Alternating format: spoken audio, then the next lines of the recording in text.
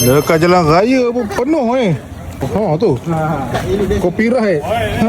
Dia kata sama macam rambut Farid. Merata-rata dia orang mudah geng Rohingya ni. Pengotor. Macam mana lah.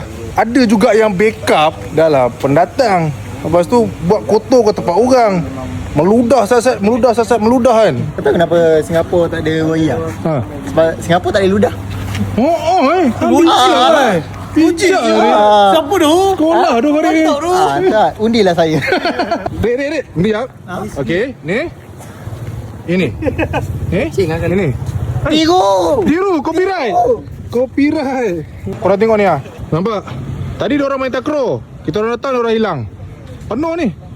Diorang punya tanda-tanda ni. Art berat orang panggil, nampak? Sambil-sambil tu. Ni. Nampak? Macam mana korang nak bawa Reda family penuh dengan diorang punya art berat.